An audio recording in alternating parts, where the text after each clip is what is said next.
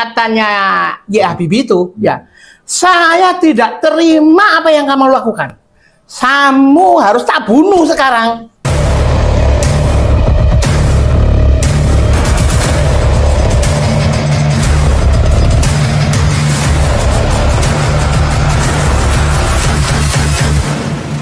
Itu saya sudah laporan sama keluarga, termasuk sudah pamit sama Jiti saya. Loh, kalau kamu mau bunuh saya, bunuh saja di sini, nggak usah jauh-jauh gitu.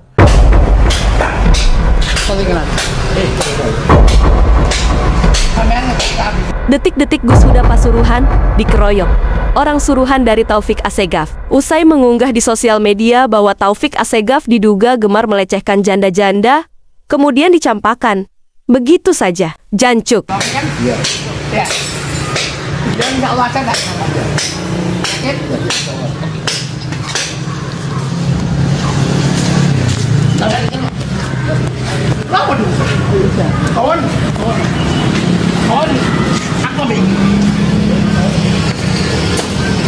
Assalamualaikum sahabat AW Kertapati, kita kembali di Opini AW Kertapati Channel. Hari ini tanggal 20 hari Kamis 20 Maret 2025 hampir pukul 22.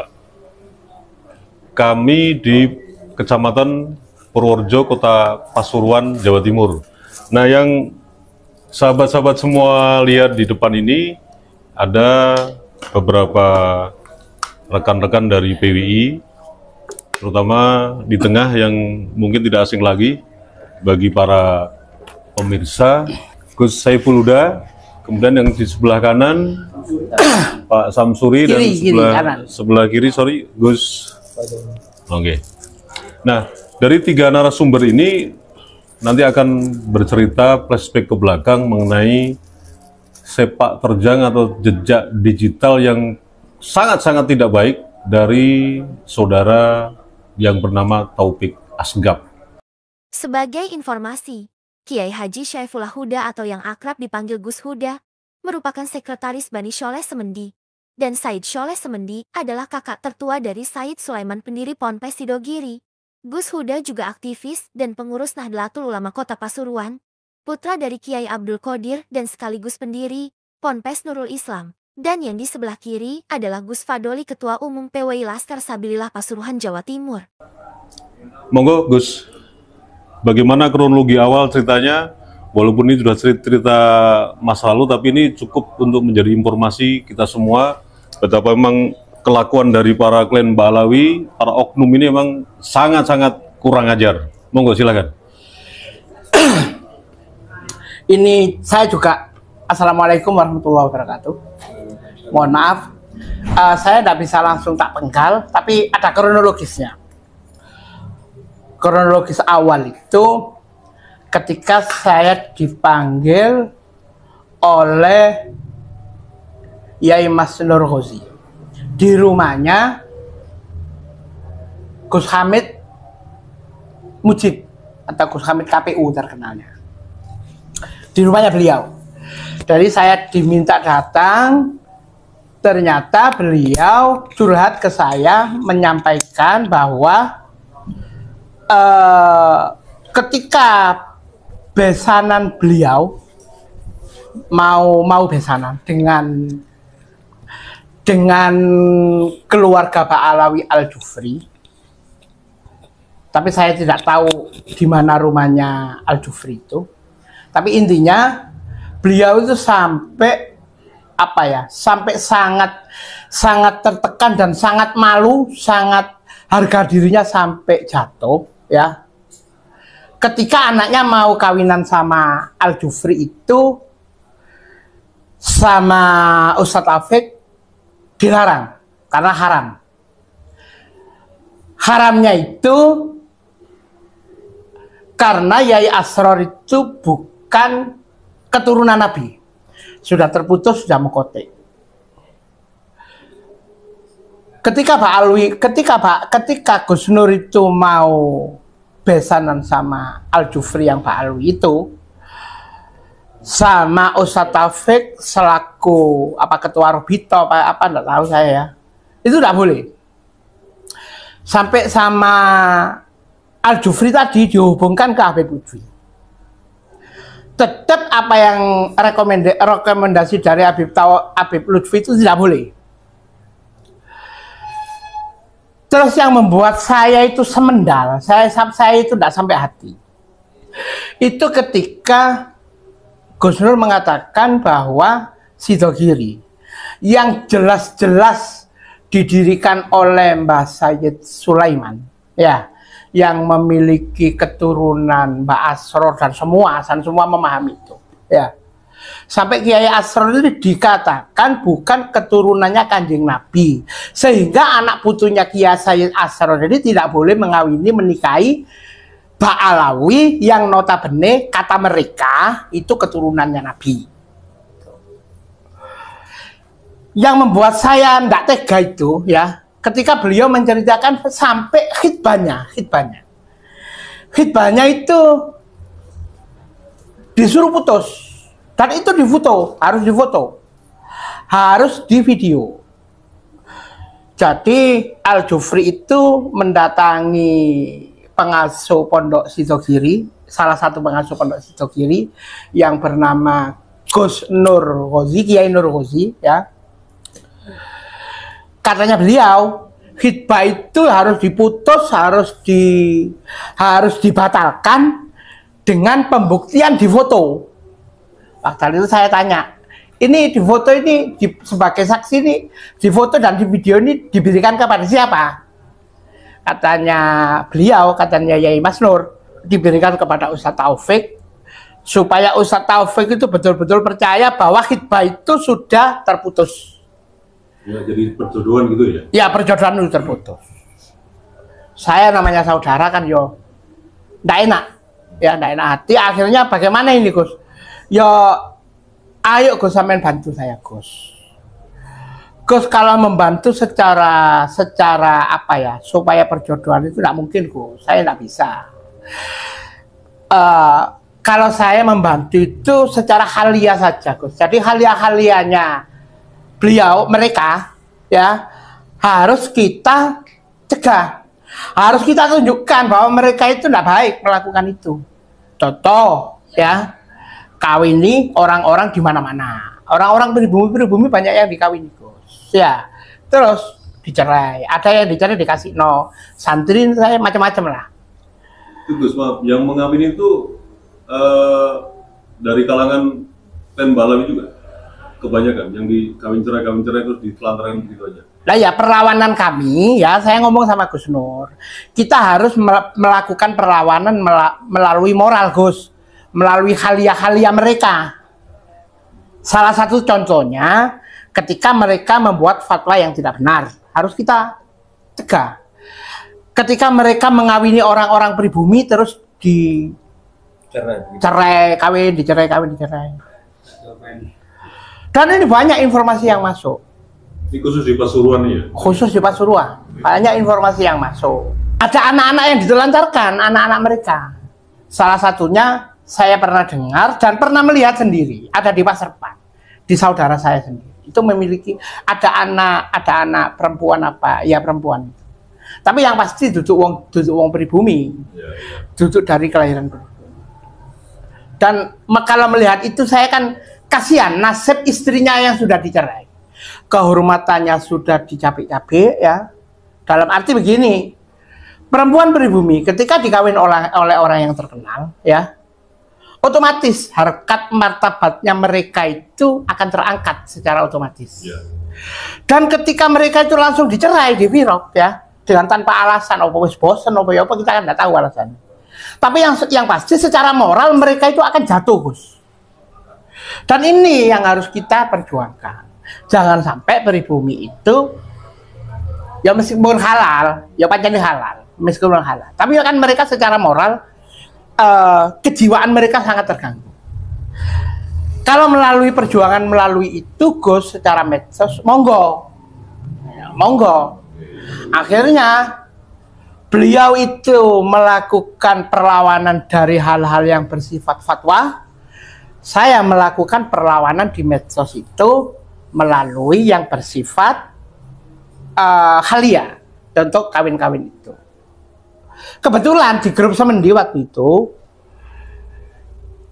ada persoalan yang sangat menarik, yaitu Gus Nur Ghazi itu melakukan perlawanan melalui fatwa yang dilakukan oleh Habib Tanggul yang diibaratkan dengan keberadaan Ustadz Taufik, ya. Ya, Asegaf. Ini sangat menjadi perhatian mereka juga. Terus, sedangkan saya guyon-guyonannya itu melalui rondo-rondo. Dalam arti janda-janda itu, karena di grup itu memang sering saya itu memang bukan saya lah. Di grup itu secara otomatis ketika membahas persoalan-persoalan janda, ya, itu akan booming, akan ramai. Dan memang di sana memang banyak-banyak artikulasi yang sifatnya menyindir orang-orang yang suka kawin cerai. Salah satu postingan yang membuat Ustadz Taufik marah itu ketika ada postingan dari Gus Nizam Sidoarjo. Itu Semendi itu langsung diblok punyaan saya itu. Gus, ini loh Gus, janda anak satu, ndak mau Ba'alawi, tapi maunya Sayyid. Tuh. Akhirnya tak blok juga waktu itu. Kok paling-paling si saya Ustadz Taufik. No, aku itu. Paling-paling, saya nggak berani, saya juga paham kok. Soal-soal IT juga paham. Paling-paling itu kan tidak bisa menjustifikasi, ya kan? Paling-paling. Loh, ini di screenshot, ya, di screenshot dua ini di screenshot, yang satu, insya Allah yang screenshot,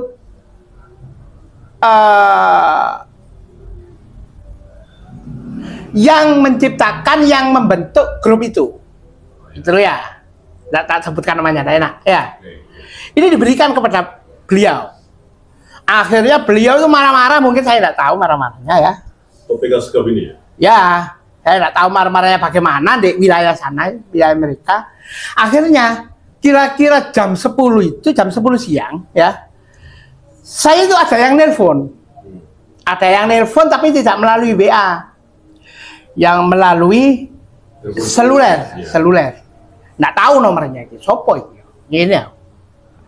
Tapi logatnya sih pasti Arab, Yaman, Ba'alawi, bukan logat orang Jawa, ya, bukan lajahnya itu bukan orang Jawa. Saya harus konfirmasi, sampai harus konfirmasi sama saya. Dalam arti bahasa saya itu saya sudah langsung nyantol. Ini berarti Ustadz Taufik ini, kan itu pikiran saya pada saat itu. Ya apa karetnya sampean, Ustadz, gitu. Kita harus komunikasi di warung-warung yang sepi. Kita harus komunikasi berdua. Saya sendiri, kamu juga sendiri. Waktu itu insting saya mengatakan, loh, iki kok koyo modusnya uang arek-arek orang-orang yang dipersekusi itu ya. Karena di Pasuruan ini banyak yang dipersekusi, ya, yang sering laporan ke saya. Jadi ada di Facebook itu mereka-mereka yang dipersekusi itu modusnya kayak tadi itu, gitu loh. Ke tempat, perjanjian ketemu berdua, ketemu di warung yang sepi, kita komunikasi, kita tabayun, kok sampai melakukan hal itu macam-macam, ya.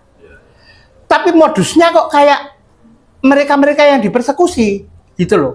Mana EP itu ya? Iya. Seperti di Kelurahan Kepel itu kan begitu, saya itu kan diceritani, gitu loh ya. Loh, iki kok aku kata dipersekusi ya? Batin saya begitu, oke siap. Nanti setelah sholat zuhur, tak telepon, atau sampai telepon saya. Gitu. Saya juga bukan orang kecil, ya. Saya karena sering dilapori begitu sama masyarakat, ya. Terus laporan persekusi mereka itu meskipun sudah laporan ke Polres, ya. Itu tidak ada tanggapan, tidak ada tindak lanjut. Nah, Saat itu begitu ya? Ya, kebiasaan di Pasuruan itu begitu. Jadi ketika mereka itu persekusi sudah dilaporkan ke Polres ya. Ya. Itu tidak ada tindak lanjut. Salah satunya itu bukti yang ada di Kepel itu kebetulan RW-nya itu TNI. Ya. RW-nya apa RT-nya TNI apa RW-nya polisi gitu, enggak tahu saya, lupa saya itu ya. Itu sudah laporan ke sana, tapi tidak ada tindak lanjut. Akhirnya ada yang dipersekusi, dia dipersekusi itu 3 hari pulang dengan babak belur sudah. Oh, begitu. Dari hal-hal demikian ini insting saya mengatakan, oh saya mau dipersekusi ini, gitu loh. Oke, saya jawab, oke, habis zuhur kita ketemuan, dan saya akan sendirian. Saya tidak akan mengajak orang lain, dan saya komitmen sendirian. Tapi pada saat itu saya tidak ke warung. Saya berpikir, saya kalau ke warung ya akan seperti orang-orang yang dipersekusi itu. Ya, itu jebakan gitu ya? Iya, saya nggak mau ke warung. Otomatis saya ke Masjid Jamek. Tak manang masjid, saya ke Masjid Jamek saja. Hati saya ya. Saya ke Masjid Jamek, saya sholat zuhur di sana. Habis sholat zuhur, tak tunggu di Masjid Jamek. Setahu saya rumahnya beliau dekat di belakang Masjid Jamek. Ketika ada sesuatu, saya bisa masuk ke sana. Gitu loh. Dan saya tidak lari dari persoalan ini. Saya tidak lari. Saya tetap akan saya hadapi. Ya. Saya sudah di Masjid Jamek ya. Loh yang telepon WA akhirnya. Tidak telepon seluler sudah. Tadi kan telepon seluler. Ya. Ini terus telepon WA. Gitu loh. Orang yang sama. Ya. Dan pada saat saya ke Masjid Jamek itu, karena kebiasaan saya sama Mas Samsuri,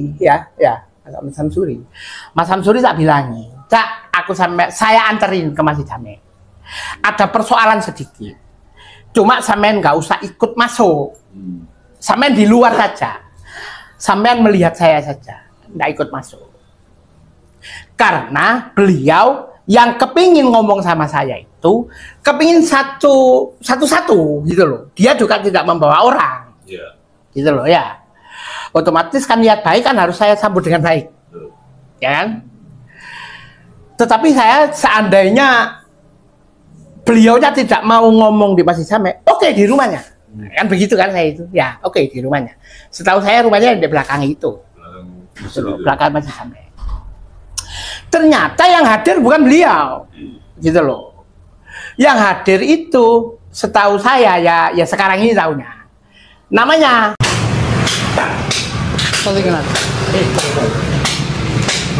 Sampean ngetik di bawah kan? Iya. Ya. Dan insya Allah saya tidak salah.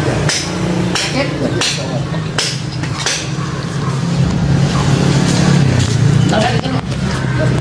Kenapa dulu? Kawan. Aku bingung. Jadi ketika saya di sana yang datang itu ternyata Habib. Saya juga kaget, kok ini yang datang gitu ya. Loh, sing telepon aku mangiku sampai ya tadi itu sampai anta. Iya, enggak, tadi itu yang telepon saya seluler. Gitu saya. Ya. Ini yang datang kok sampean sekarang. Gitu saya. Terus ada apa? Loh enggak, kita harus bicara baik-baik. Lihat di sini kan enak. Gitu saya. Ini kan bisa ngomong baik-baik di sini. Di halaman masjid lagi ya? Di halaman masjid. Dia enggak mau ngajak keluar. Gitu, enggak mau kan. Loh terus niatmu ya apa? Saya tidak katanya ya Habibie itu ya. Saya tidak terima apa yang kamu lakukan. Kamu harus tak bunuh sekarang.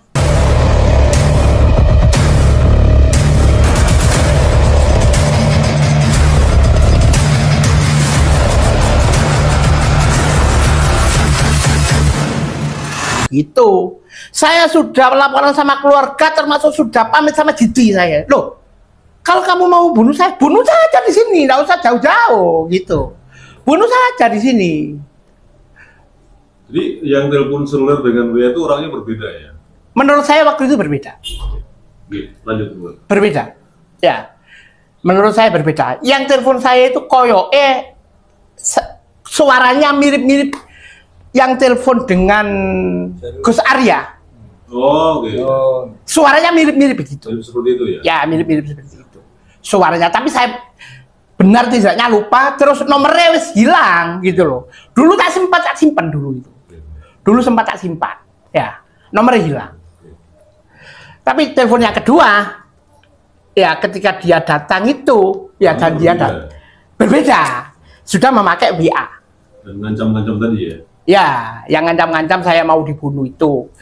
Terus dia sudah pamit sama keluarganya, pamit sama Didi, ya. Intinya saya mau dihabisi. Iya. Pada saat itu loh, Pak Teno bunuh di sini saja. Tidak usah mencari di tempat yang sepi. Gitu. Sudah bunuh saja. Tak kasihkan kepala saya itu waktu itu. Ya kan? Ini tidak tahu. Saya cuma tahu video itu waktu itu videonya banyak. Ya, videonya banyak waktu itu. Tapi tidak tahu yang tersimpan cuma itu saja, nanti tak cari lagi. Ya. Yang apa komunikasi saya dengan Y Habibie secara jelas itu ya itu tak cari lagi, tapi ada video sebagian saja itu yang tak berikan itu ya. Akhirnya saya sama takmir masjid karena kondisi ramai ya disuruh keluar saya itu. Oh ya, saya keluar. Nah, terus saya keluar karena saya menghormati takmir masjid kan ya. Saya keluar dari situ, diajak nemui Ustadz Taufik itu. Oh gitu ya. Ya, tak bilang lu kan ini Bu di belakang sini rumahnya. Ayo ke situ. Saya langsung belok ke sana gitu. Ya. Katanya Ustadz nggak di situ, Ustadz di pondoknya sana. Enggak, panggil sini pokoknya. Panggil sini. Loh, sampai jangan sakarpan itu guru saya. Itu lah gurumu, masa guruku begini ya. Itu gurumu, bukan guru saya. Kamu pendatang macam-macam. Waktu itu saya itu sempat mau dipukul. Oh, dengan Habib. Iya, padahal memang tak suruh mukul memang, memang bunuhin mesa kue. Seandainya saya mati, ya, saya itu sudah berkomitmen. Seandainya persoalan ini saya dibunuh oleh mereka, ya.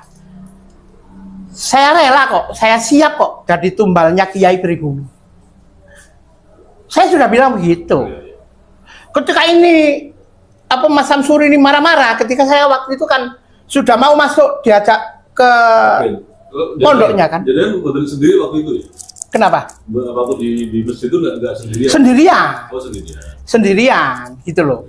Cuma saya kan minta ke masjid itu kan minta diantar Cak Samsuri. Oh gitu. Ya kan? Saya kan bawa sepeda. Iya. Cak Samsuri terno aku. Nggak tahu ini kok nggak pulang, saya nggak tahu. Gitu loh. Tapi Pak Samsuri lihat kejadian itu, Pak? Lihat. Waktu dengan Habib yang namanya ya, Habibie. Iya, namanya Habibie sempat ngancam-ngancam memang ke. Sampai tahu saksi di lokasi itu ya? Iya, saya mendekati Gus itu. Awalnya saya nggak boleh. Coba dirinci gimana kejadiannya, Pak Samsuri. Waktu itu saya disuruh menjauh ke Gus. Begitu kelihatannya ngancam-ngancam, langsung saya dekati Gus itu tadi. Tapi sempat mau mukul. Sempat mau mukul memang. Tak sampean kan nggak pulang itu kan karena orang-orang di mobil itu kan banyak. Ya kan? Di situ Gus Huda mau keluar itu mau ditarik, disuruh masuk mobil. Tak lihat di mobil itu banyak orang. Si Habib itu ya? Iya. Suruhan yang nelpon seluler itu ya? Iya. Nggak tahu saya. Akhirnya saya tarik Gus Huda itu. Sampean kan sama saya Gus tadi Gus. Kok sampean mau naik mobil? Naik sepeda motor sama saya. Oh, Gus Huda mau ditarik oleh orang-orang yang namanya Habibie. Temannya itu ya? Iya. Oh. Mau disuruh masuk ke mobil. Sampean mau dibunuh, Gus. Papano aku mati. Biarin. Lah sampean mati aku mati bisa gini. Mungkin karena tempatnya di masjid kan ramai. Jadi dimasukkan ke mobil mau dibawa ke tempat sepi. Ya tak lihat di mobil itu banyak orang. Ya. Banyak orang waktu. Untung insting jenengan peka ya. Ini sampai Gus Huda dimasukkan mobil sendirian. Iya. Salah. Jadi jenengan menghalangi juga. Menghalangi waktu itu. Nah terus akhirnya itu persoalan sampai ke pihak yang berwajib bukan? Begini. Ya. akhirnya saya itu diantar mau ke Pondok Sunia Salafiyah di Sungai apa di Keraton gitu ya. Karena helm cuma satu ya, mau lewat jalan raya sungkan. Sama teman-teman polisi tidak pantas sih ini ya, koyok ngenyek. Lewat di dalam saja Mas Cak Samsuri. Lewat di dalam ya, lewat keraton, lewat karya bakti. Ya, bakti. Loh, lewat karya bakti itu saya ingat ada Cak Hamid. Ya, ingat Cak Hamid. Pikiran saya Cak Samsuri, balik Cak Samsuri, kembali ke Cak Gus Hamid. Pikiran saya ya dadaan saja waktu itu. Oh, iya Hamid ya? Ya, saya enggak niat ke rumahnya Gus Hamid enggak. Ya. Cuma ketika lewat situ ingat loh. Kenapa saya enggak pamit sama Gus Hamid saja gitu loh ya. Akhirnya saya balik muter lagi ya karena lihat gangnya tadi itu ingat Gus Hamid ya. Ke Gus Hamid saya Setelah di musola itu ya? Dari masjid. di karya bakti. Saya sudah nyampe di apa ini kelurahan mana itu Karanganyar atau apa itu ya. Sudah keluar dari masjid sudah. Udah keluar dari masjid. Ya. Dari kejadian tadi. Ya, niatnya saya itu ke Sunia Salafiyah gitu loh. Karena yang pakai apa Avanza tadi sudah menunggu di sana, ke sana juga. Oh, ke sana juga. Saya kan tidak boleh jadi satu di mobil sama Samsuri. Ya, betul. Ya kan? Ya, Tak antar saya saja. Ya apa sampean pulang dan pergi dan pulang harus sama saya. Aku nggak kepingin sampean dipateni wong, gue sampean mati. Yo, aku yang malah mati begitu dia itu. Iya. Gitu. Akhirnya saya lewat dalam. Ada gaya Gus Hamid, ingat Gus Hamid. Ada Gus Hamid di Cak Samsuri, gitu. Aku takon Gus Hamid, enak tanda iki, gitu loh. Saya kan khawatir sikap saya salah. Ya kan? Ya. Saya konsultasi ke Gus Hamid. Gus, tak ceritakan bla bla bla. Nggak usah wis Gus. Ulopo sampe nuruti jeneng kepanasan. Katanya Gus, gini aja Gus, gini Gus. Sampe telepon Yai Suadi sekarang. Itu. Tak telepon Yai Suadi, tak ceritakan sama beliau kejadian itu. Dan tak ceritakan bahwa saya mau ke Sunia Salafiyah menemui Ustaz Taufik. Di Saudi ini situ. Yai Suadi Abu Amar. Itu ketua kami, itu panutan Zuria Semendi. Ketua Zuria Semendi, ketua Yayasan Zuria Semendi. Sedangkan saya sekretaris Zuria Semendi. Oh, iya. Ya. Kan bagus seandainya saya itu konsultasi dulu sama Yai Suadi. Betul. Saya ceritakan ke beliau, Yai Suadi jawabnya begini, nggak usah, sampean harus kembali, nggak usah ke sana, jangan mempersulit kami. Itu Yai Suadi. Ojo gowo masalah apa Gus? Itu. Jangan membawa masalah Gus. Sudah pulang saja, kembali saja. Nggak usah direken, nggak usah dihiraukan yang begitu-begitu itu. Sudah. Keep aja tinggal. Iya, langsung pulang. Akhirnya saya tidak ke Sunia Salafiyah, ya. Saya mampir ke rumahnya Gus Hamid akhirnya. Kami ngomong-ngomong di sana, tak ceritakan sama Gus Hamid. Ya. Terus tidak lama Yai Nur Ghozi juga datang, gitu loh ya. Datang, beliau itu curiga ada sesuatu, gitu loh. Curiganya gimana? Beliau itu waktu keluar dari Sidogiri itu ya ketemu di Pondok Sungi itu ada mobil Avanza yang filmnya gelap semua. Kok aneh begitu katanya Gus Nur Ghozi itu. Dikejar sama Gus Nur Ghozi itu. Hilang, ada di Jalan Jawa hilang. Gitu loh, udah ada. Kemana ini? Avanza-nya sama dengan yang Avanza di masjid tadi? Iya. Yang mau masukin Yang bus. masuk ke Oh iya. Ya. Oke. Terus Gus Nur Ghozi itu nyari-nyari lama ya. Nyari-nyari lama. Kebetulan saya mampir di Gus Hamid ya. Beliau itu nyari-nyari Avanza itu tidak ketemu ya. Ya. Beliau itu ke Gus Hamid juga. Gitu loh ya. Kok kebetulan sekali gitu loh ya. Beliau cerita begitu sama saya waktu itu. Saya sudah curiga Gus. Ada mobil yang filmnya gelap keluar dari pondok itu, tak kejar memang Gus. Misterius ya. Mau ngapain? Kok aneh ini begitu. Mobil kok gelap sekali. Gitu loh.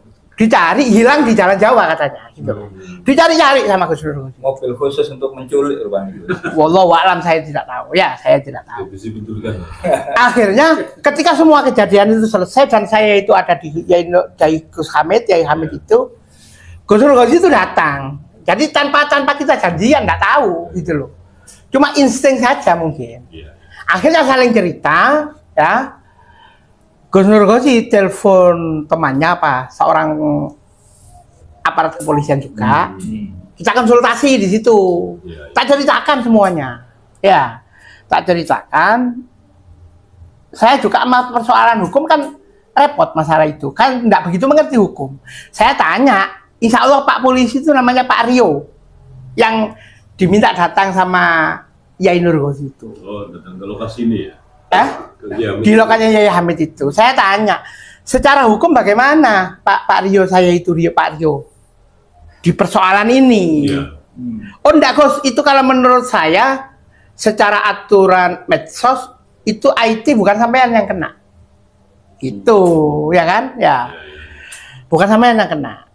Nah, akhirnya pada saat itu saya itu banyak masukan ya, sekalian di briefing sama orang-orang, ditemukan sana kemari ya, di persoalan saya soal janda itu. Ya, soal janda, kembali kepada soal janda itu. Minim saya kan juga bingung juga. Dasar hukum saya apa? Kan begitu kan? Saya akhirnya tanya-tanya itu, ya kan? Mengenai IT bagaimana Pak Rio, saya Pak Rio? Itu katanya Pak Rio, sampean tidak terjerat IT Gus, yang terjerat IT itu yang screenshot atau yang laporan, karena ini konsumsi grup Gus, bukan untuk konsumsi luar, itu katanya. Akhirnya ngomong banyak di sana, karena sudah mau maghrib ya, saya pamit pulang. Saya pulang Gus Hamid, ya Ghozi, saya pulang dulu sama Cak Samsuri ini pulang. Maghrib di rumah, ya. Loh di rumah itu sudah banyak polisi, kan aneh. Oh, gitu. Iya kan? Iya. Lebih dari 10 polisi itu. Oh, rumah jenengan udah dijaga polisi ya? Iya, sudah banyak di gerdu saya itu sudah banyak polisi. Kan aneh, kan gitu kan?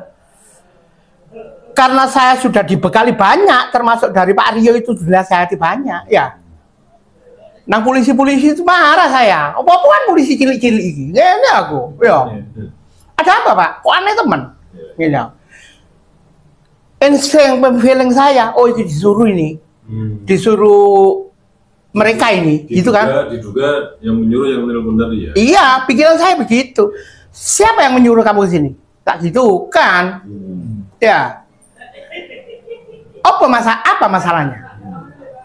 Ono surat panggilan tak saya ini? Gitu saya. Sing jelas Pak, ojo moro-moro. Saya ojo moro-moro apa nggerodok uang ini, you know. Sampai kan aparat, you know. Sampai kan aparat. Sing jelas, ono apa iki, you know. Terus ono laporan tak? Gini ya Pak, saya bilang sama yang menyuruh sampai datang ke sini, saya laporkan, saya persoalan saya. Tak tunggu, lek kepingin kedok kuburannya sendiri, tak gitu kan. Saya bilang begitu, di briefing sama Pak Rio itu, ya sudah dikasih tahu banyak, gitu loh. Di rumahnya Gus Hamid itu saya di briefing banyak, gitu loh. Akhirnya saya itu wis ngawur, ya tambah ngawur ngomong, ya. Salah satu yang waktu itu dari polisi yang banyak itu saya lupa saya. Ya, salah satu yang saya kenal itu namanya Pak Ahmad. Pak Ahmad itu saya tanya, apa kedudukan sampean Pak? Kenapa sampean kok moro apa datang ke sini, nggak ada hujan, nggak ada angin, masalah apa ini? Gitu kan. Mereka laporan tak? Ini sampai ngomong FPI lah, tak gitu kan langsung waktu itu, ya kan? Ini kan persoalannya kan FPI kan, ya. Pikiran saya, langsung tak tuduh begitu. Sampai itu FPI lah, namanya Pak Ahmad. Dan Pak Ahmad itu menjadi KBU, apa lupa saya istilahnya waktu itu. Tapi dia itu di jajaran Intel, di jajaran Intel. Seiki KBU, ya apa iki? Intel semua saya ini, nggak gitu kan? Ya apa ceritanya? Kok sampai moro ujuk-ujuk datang ke sini? Saya memang ada masalah tadi. Tapi kok sampai kok moro datang ke sini? Ada yang nyuruh tak? Tak gitu kan? Kalau nggak ada yang nyuruh, nggak mungkin. Akhirnya dia ngaku, saya kan orang intel, Gus. Dan semua kegiatan di kejadian di wilayah Pasuruan saya kan harus tahu. Makanya saya kepingin tanya ke sampean, masalahnya apa? Loh, sampai nggak diceritain lah, tak balik begitu. Enggak, saya betul-betul tidak tahu. Lek sampean betul-betul tidak tahu, ini persoalan IT, Mas. Ya, ini aku, Pak. Ya, ini persoalan IT. Ya. Dan persoalan ini seharusnya tidak menjadi besar begini. Apa mana nggak polisi wake koyok ngene iki. Bahwa banyak polisi begini ini. Aku koyok maling aja rek, model rek. Itu saya, ya. Terus begini saya waktu itu. Pak Ahmad itu menanyakan lagi ke saya. Gus, apa yang ada yang lebih urgent dari persoalan IT itu? Beliau menanyakan itu ke saya. Loh, kalau persoalannya yang lebih urgent ada, tak gitu kan. Tapi bukan kapasitas saya yang menjawab. Ya kan? Bukan kapasitas saya yang menjawab. Kapasitasnya para kiai. Nggak apa-apa sampean kepingin menanyakan itu. Tak ambil WA, ya. Ke Durya Semendi. Assalamualaikum, kiai-kiai sedanten yang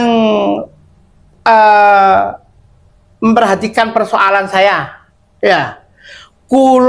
Karena kulo nedhi jenengan semua ke Pondok Nurul Islam. Sak mangken tidak pakai lama.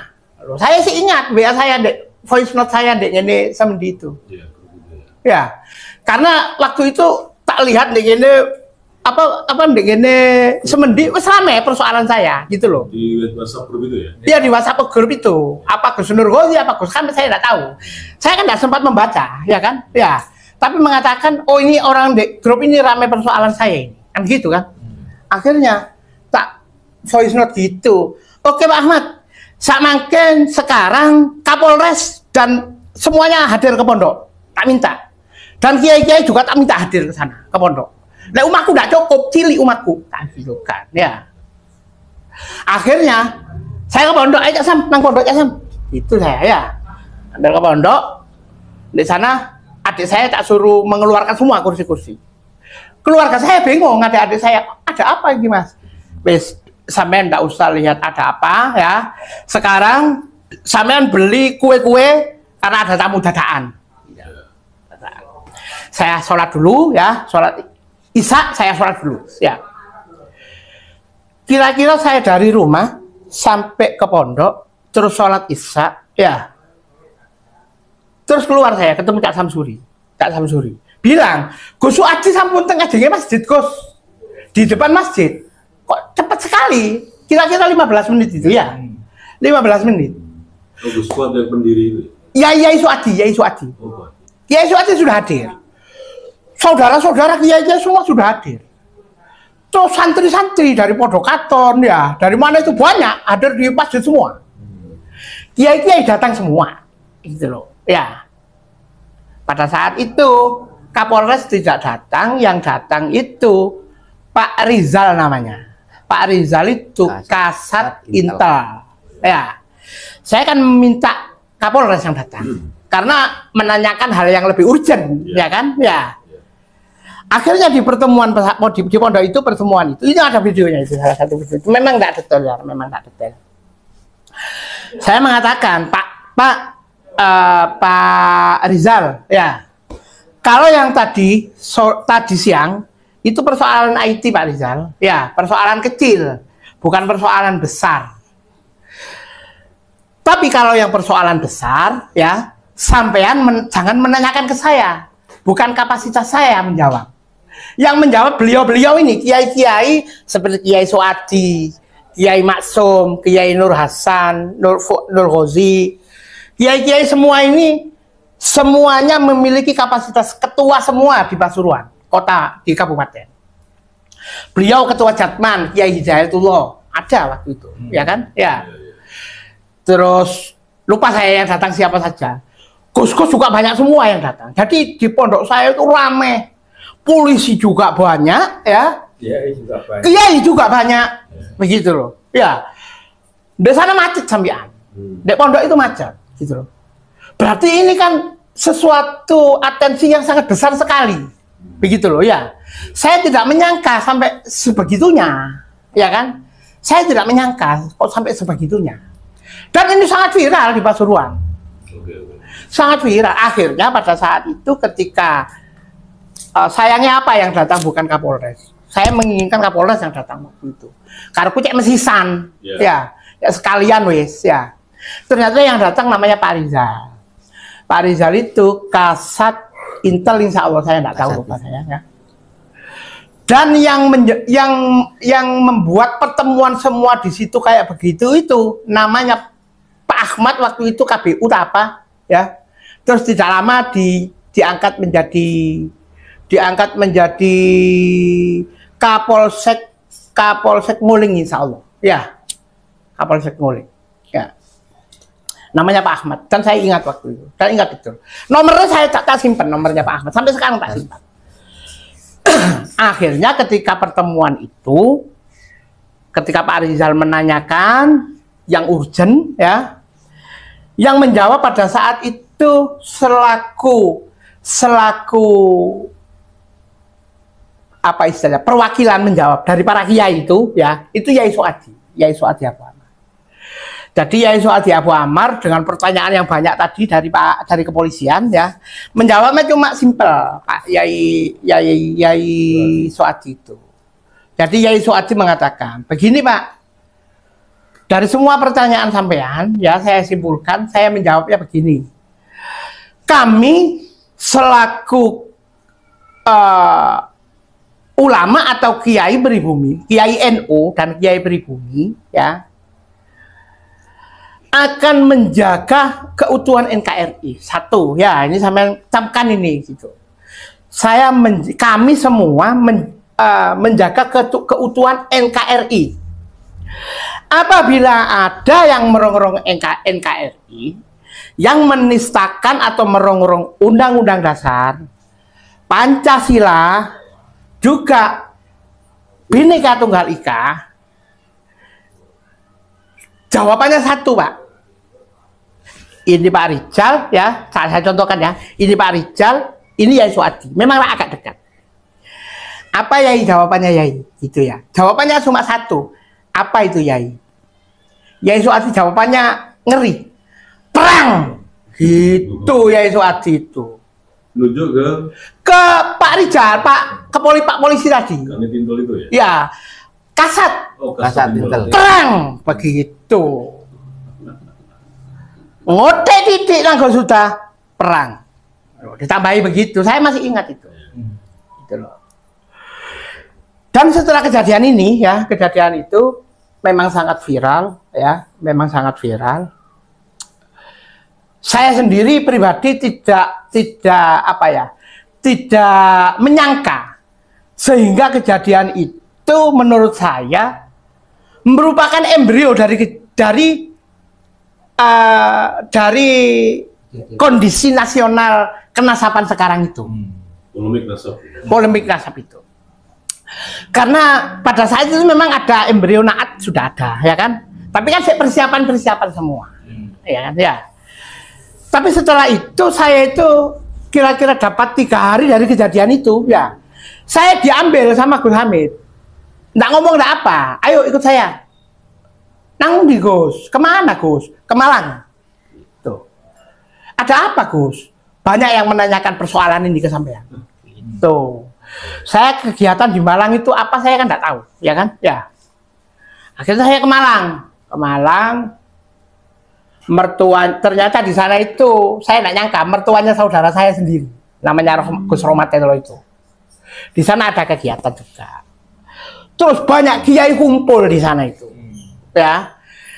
Salah satu yang menanyakan ke saya itu persoalan ini, beliau almarhum Kiai Saiful Islam dari Ngenggong yang menanyakan.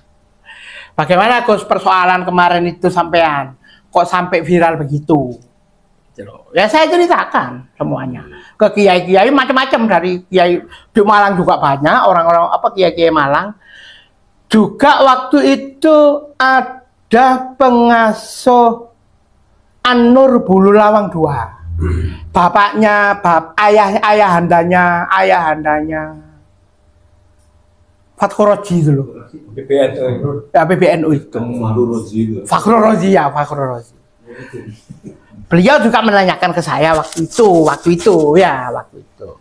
Saya ceritakan semua, tidak menambahi dan tidak mengurangi. Dari cerita saya ternyata kiai-kiai itu marah. Pada saat itu marah. Waktu itu kiai-kiai di pertemuan itu ya, karena saya kan tidak nyangka kalau dipanggil ke sana. Saya mau disusul, dijemput gitu saja sama Gus Hamid, ya kan? Gus Hamid KPU itu, ya. Saya ke sana, saya cerita, kiai-kiai itu marah. Yo harus dirobohno kalau begini, Gus. Pondok Sunniyah Salafiyah itu, Gus. Gitu. Saya bilang jangan kiai, persoalan ini sudah selesai. Ini sudah diselesaikan oleh kiai-kiai sepuh Pasuruan. Kalau jenengan semua bertindak melebihi yang setelah diselesaikan, kita kan harus menghormati kiai sepuh di Pasuruan. Begitu. Lah kiai-kiai pada saat itu marah semua. Saya ceritakan marah semua. Pondok Sunni Salafiyah itu milik Ustaz Taufik Asegaf. Oh, yang sampai sekarang ini itu ya namanya. Ya. Iya. Senternya betul. Kalau sampean tidak percaya kalau kiai-kiai pada saat itu marah, ya sampean telepon aja ke sampean itu Gus Hamid KPU itu. Tapi reaksi dari PCNU maupun PW gimana saat kejadian? Ada reaksi nggak? Belum ada PWI.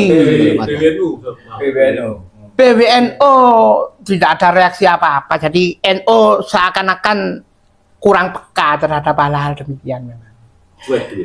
Ya karena tidak ada kepekaan. Saya tidak tahu, tidak ngerti kenapa kok pengurus NU itu dan kiai-kiai yang apa ya? Saya kan kepingin saya sebetulnya saya itu kepingin mengangkat harkat martabatnya kiai-kiai pribumi, ya, terutama kiai-kiai NU. Tetapi pengurus-pengurus NU kota maupun kabupaten bahkan wilayah pun, ya, karena saudara saya juga ada pada saat itu dari kita di Duria Semendi itu, ya, ada wakilnya kiai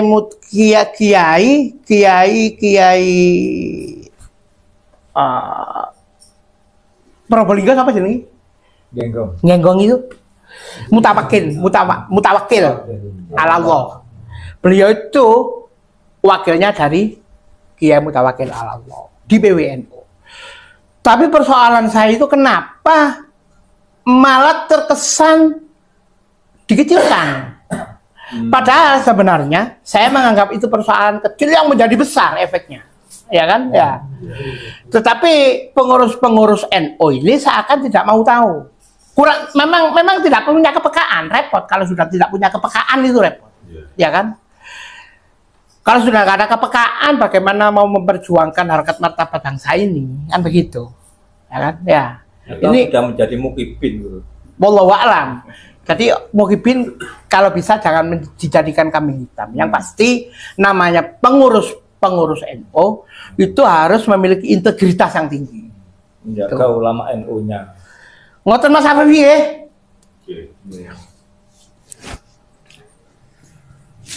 Aku udah gregetan kayak gitu. Jadi begini. Jadi menurut saya memang kejadian kondisi yang sekarang ini memang biangnya dari Sidogiri. Biang ini semua dari Sidogiri ketika keluarga Sidogiri mau kawin sama Pak Alawi diharamkan. Dianggap Kiai Asror dan Sayyid Sulaiman itu bukan dzurriyyah Nabi. Jadi seakan-akan ketika keluarga Sidogiri kawin dengan Pak Alawi itu sama dengan zina.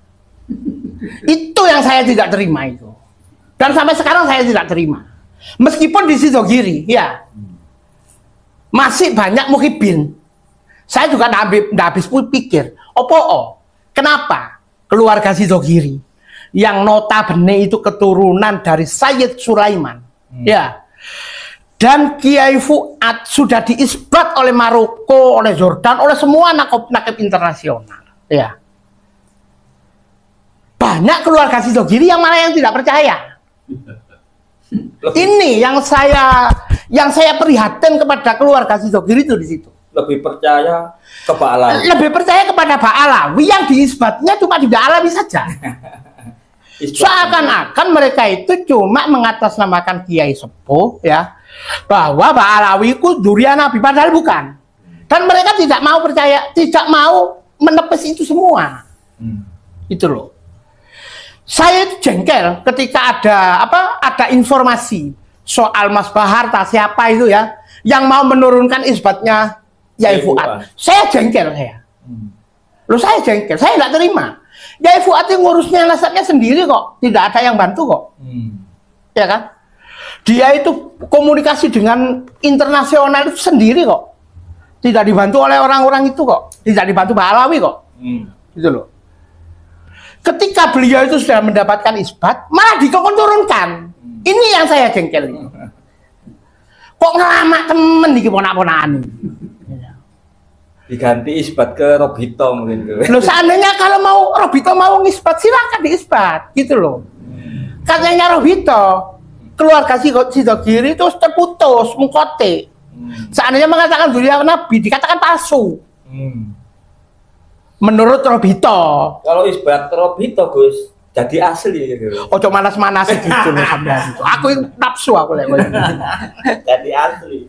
Mari terputus akhirnya ada.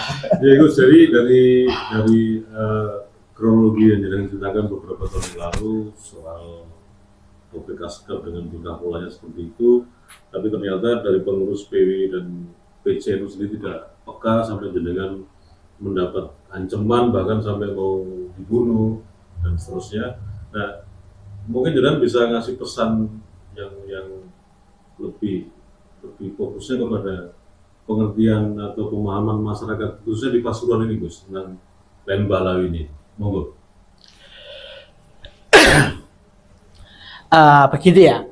Saya itu sangat prihatin sekali dengan kondisi yang ada di Pasuruan ya. Apalagi banyak yang mengatasnamakan para kiai sepuh. Padahal keilmuan sekarang itu terus berkembang. Ya kan? Pada saat dulu memang tidak diketahui karena informasi itu hanya dari lisan, dari mulut ke mulut. Sedangkan informasi ini sangat global sekali sekarang ini. Dan informasi itu bisa dibuktikan dengan keilmuan yang seintegritas gitu ya. Ya. Memiliki disiplin ilmu masing-masing. Kalau di urusan nasab yang memiliki keilmuan di disiplin ilmu nasab. Dan di Pasuruan ini tidak, di kiai-kiai Pasuruan ini tidak. Jadi semua keilmuan itu dicampur aduk jadi satu. Di Pasuruan ini tidak bisa membedakan mana keilmuan sains, ya, mana keilmuan tasawuf, mana keilmuan syariah, syar'i, fikih, ya, semuanya diaduk jadi satu. Jadi ketika hal-hal yang bersifat sains, syar'i maupun hal-hal yang bersifat hukum, ya, itu muara kiai-kiai di Pasuruan ini khususnya, ya, itu bermuara kepada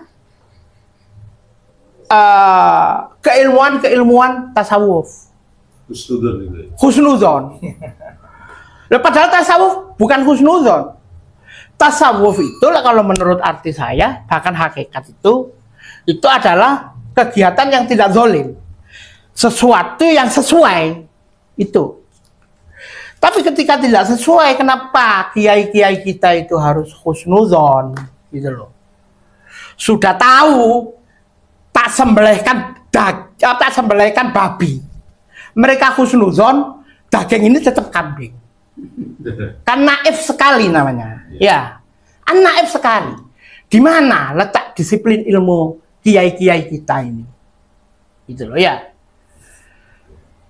Saya sangat prihatin dengan kegigihan PCNO Kabupaten Pasuruan ya yang mengatakan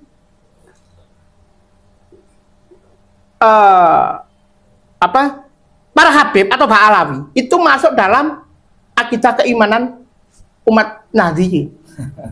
Ini yang saya itu prihatin, dan itu beliau ceramahnya di kampung-kampung yang ceramahnya di linear NO, ke MWC, ke Ranting begitu.